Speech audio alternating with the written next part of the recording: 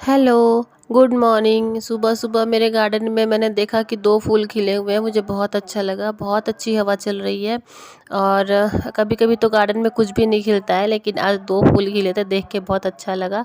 और यहाँ पर मैंने किचन की साफ़-सफ़ाई कर ली है, बाबू के लिए खिचड़ी चढ़ा दी है। रिशु और अपने लिए मैंने चावल, दाल और पत्ता गोभी था, तो उसमें थोड़ा-सा चना डाल के मैंने भुजिया बना दिया, तो ये हम दोनों का हो जाएगा। तो यहाँ पर मेरा दोपहर का खाना बन चुका था। ऋषु भी खाने पर उतना जोर नहीं देता है, कुछ भी चटर-पटर दिन भर खाते ही रहता है। उसको ये सब दाल, चावल, सब्ज़ी ये सब चीज़ें उतनी पसंद नहीं आती हो, तो मैं ज़बरदस्ती करके खिलाती हूँ कि नहीं खा लो। और फिर यहाँ पर शाम हो गई थी, तो बाबू के लिए मैंने दूध रोटी बनाया था, तो वो दूध रोटी मैं उसको बना कर के अभी खिला दूँगी।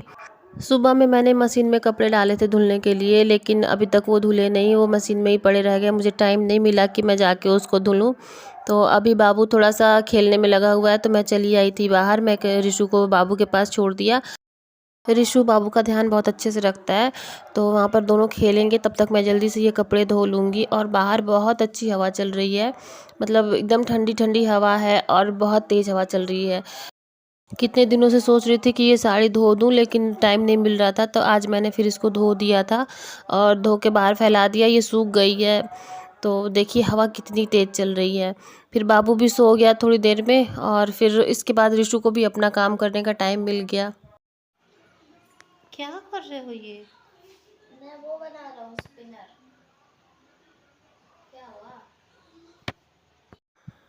मुझे भी साड़ियाँ निकालनी थी, त्योहारों का सीज़न चल रहा है, तो ये सब साड़ी है कुछ रखी हुई, तो वो बनवाना है, जैसे करवा चौथ के लिए, छठ के लिए। तो इन सब साड़ियों को मुझे बनवाना है, तो वही मैं देख रही थी कि कौन सी कैसी मतलब है, क्या लगेगा इसमें।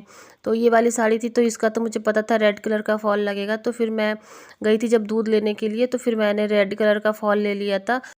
ये इस ग्रे वाली साड़ी मैंने मीशो से मंगवाई थी और ये साड़ी में मतलब पहनने लायक नहीं है बिल्कुल भी, क्योंकि इस साड़ी में सिर्फ एक साइड में डिज़ाइन है, दूसरे साइड में बिल्कुल ऐसे सिंपल सा है, जैसे लग रहा था कि किसी थान में से काट करके दे दिया है।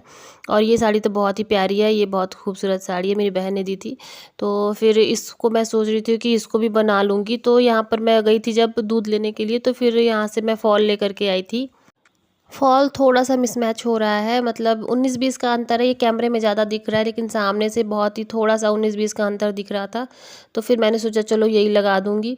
तो यहाँ पर ये फॉल है, इसको मुझे लगाना है और साथ में ये मैं एक ब्लाउज का पीस भी लेकर के आई थी रेड कलर का।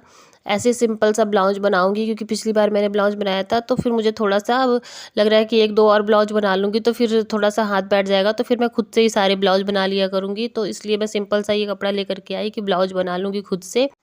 और एक रेड कलर का फॉल लेकर के आई थी, वो नीचे जो साड़ी है इसके लिए, क्योंकि मुझे इसका पता था कि इसमें रेड कलर का ही फॉल लगेगा। तो फिर ये फॉल लेकर के आई थी मैं।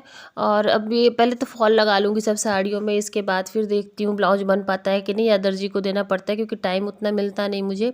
तो यहाँ पर मैंने धो दिया था सारे फॉल को, और धो करके सूखने के लिए रूम में ही डाल दिया, क्योंकि हवा से सूख जाएगा।